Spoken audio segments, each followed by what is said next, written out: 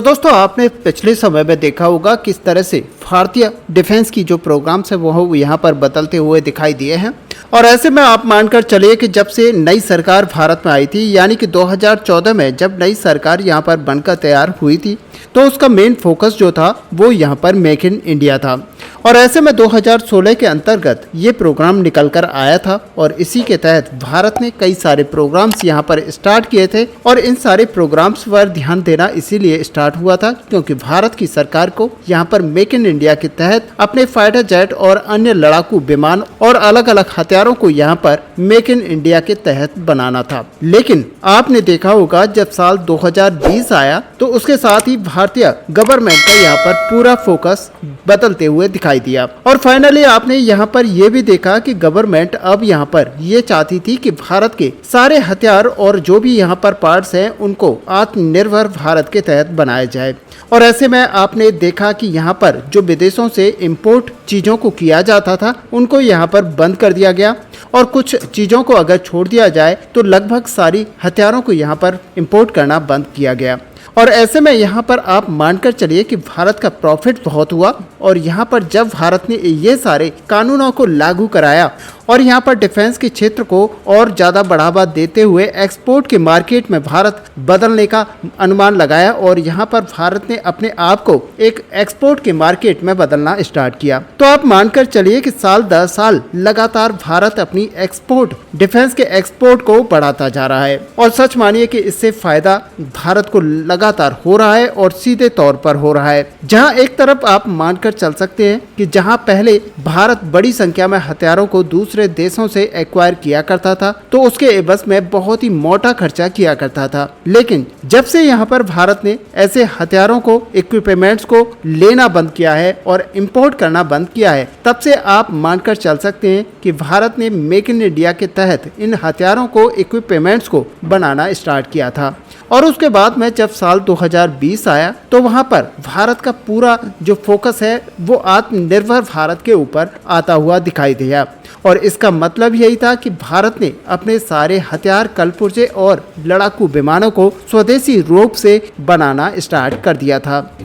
लेकिन दोस्तों आज की डेट में अगर देखा जाए तो किसी भी तरीके से यहाँ पर आत्मनिर्भर भारत को चलाया जा रहा हो, लेकिन कुछ लूज फॉल्स को यहाँ पर देखा जा सकता है। और ऐसे में आपको बता दें कि कई सारी कंपनियां हैं जो कि इस लूज फॉल्स का यहाँ पर फ़ायदा उठाती हैं और मेक इन इंडिया के तहत जो प्रोग्राम्स चलाए जा रहे हैं उनका सीधे तौर पर फ़ायदा इन प्राइवेट कंपनियों को मिलता है। ऐसे में दोस्तों आज की डेट में अगर देखा जाए तो डिफेंस कंपनीज के ऊपर जो कि प्राइवेट डिफेंस कंपनियां हैं उनके ऊपर अब ये आरोप लगाए जा रहे हैं कि ये कंपनियां एक कार्टेल यहाँ पर बना चुकी हैं, जिसके तहत ये कंपनियां उसी बिड्स में हिस्सा लेती हैं जो कि इनके लिए बहुत ही ज़्यादा फायदेमंद होता है और ये उन सारी बिड्स को यहाँ पर नकार देती हैं जो कि इनके लिए ज़्यादा फायदेमंद नहीं होता। और इसको अगर देखा जाए तो यहाँ पर आप SPV मॉडल के तहत जो AMCA फाइटर जेट यहाँ पर बनाया जाना था उसके तहत यहाँ पर देख सकते हैं कि वहाँ पर प्राइवेट कंपनियों ने बहुत ही कम हिस्सा लिया और बल्कि ऐसे कहें कि वहाँ पर प्राइवेट कंपनियों को इस पूरे प्रोग्राम के अंदर हिस्सा लेने से पीछे हटते हुए देखा गया।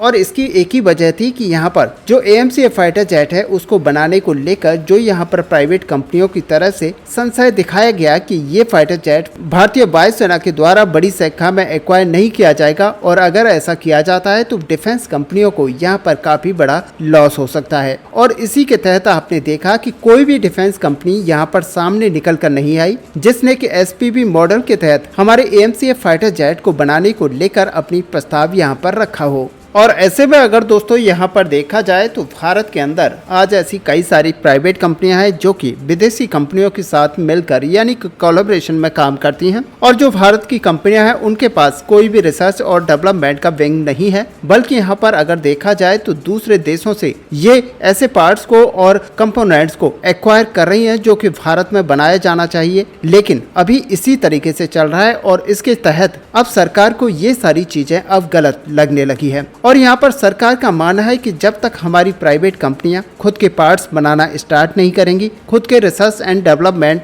विंग नहीं ओपन करेंगी, तो तब तक यहाँ पर मेक इन इंडिया मिशन और साथ ही जो आत्मनिर्भर मिशन है उसके ऊपर सही तरीके से काम नहीं किया जा पाएगा। और दोस्तों अगर देखा जाए तो भारतीय सरकार का जो मेन मोटिव है वो यहाँ पर कंप्लीट नहीं होता, बल्कि आप ऐसे भी कह सकते हैं कि भारतीय सरकार ने यहाँ पर मेक इन इंडिया और आत्मनिर्भर भारत के तहत जो यहाँ पर मिशन चलाए हुए हैं वो यहाँ पर फेल होते हुए दिखाई दे रहे हैं। और दोस्तों आपको बता दें कि इसीलिए भारतीय सरकार का मेन फोकस अब उस टेक्नोलॉजी के ऊपर है जो कि अभी तक भारत के पास नहीं है, और जिस टेक्नोलॉजी के बेस पर आगे हथियारों को बनाया जाना है, फाइटर जेट्स इंजन को बनाया जाना है। और इसीलिए भारतीय सरकार की तरफ से जो हमारे AMCA फाइटर जेट 2 के लिए यहाँ पर इंजन को बनाया जाना है, उसको लेकर भारत का साफ कहना है कि जब तक किसी फॉरेन OEM के साथ 100% टेक्नोलॉजी ट्रांसफर की डील नहीं की जाएगी तब तक भारत इस पूरे इंजन के ऊपर काम स्टार्ट नहीं करेगा। और इसीलिए भारत 100% टेक्नोलॉजी शेयर के साथ साथ ही 100% IP राइट्स के साथ ही इस नए इंजन को बनाना चाहता है।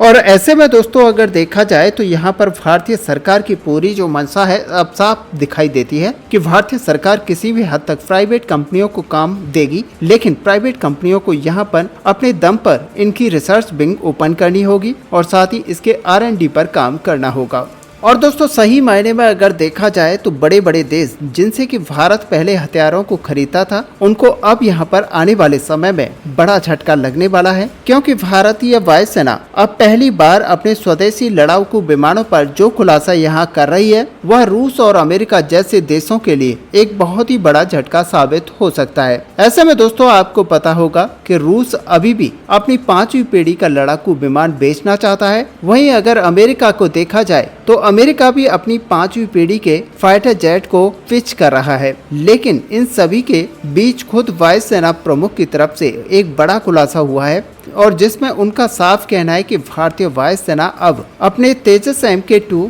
और अपने 5वीं पीढ़ी के लड़ाकू विमान एमका के अलावा किसी अन्य देश के 5वीं पीढ़ी के लड़ाकू विमानों पर कोई फोकस नहीं करेगा। और वायुसेना ने खुद यह खुलासा किया है कि वह पहले से ही भारत के स्वदेशी एमसा जैसे फाइटर जेट के परियोजना पर काफी खर्च कर रहा है। और वहीं भारत की वायुसेना 200 की संख्या में तेजस MK2 फाइटर जेट को एक्वायर करने की सोच रही है। और आपको बता दें कि इसके साथ ही भारतीय वायुसेना यहाँ पर 200 की संख्या में AMCA फाइटर जेट को भी खरीदेगी और समय आवश्यकता के हिसाब से इनकी संख्या को और भी ज्यादा बढ़ाया जा सकता है, क्योंकि हमने पिछले वीडियो में आपको बताया कि यहाँ पर कई सारे फाइटर जेट्स हैं जो कि अपनी एज यहाँ पर पूरी कर चुके हैं और उनको भारतीय वायुसेना 2035 से रिटायर करना स्टार्ट करेगी। और इस कंडीशन में भारतीय वायुसेना को यहाँ पर और भी ज्यादा फाइटर जेट्स की जरूरत पड़ेगी और इसी के लिए आपको आने वाले समय में ये दिखाई दे सकता है कि भारतीय वायुसेना यहाँ पर तेजस MK2 की संख्या को और साथ ही एमका की संख्या को परचेज करने के लिए और भी ज्यादा बढ़ा सकती है। और दोस्तों यही वजह है कि अब 5वीं पीढ़ी का फाइटर जेट चाहे रूस का हो या फिर अमेरिका हो,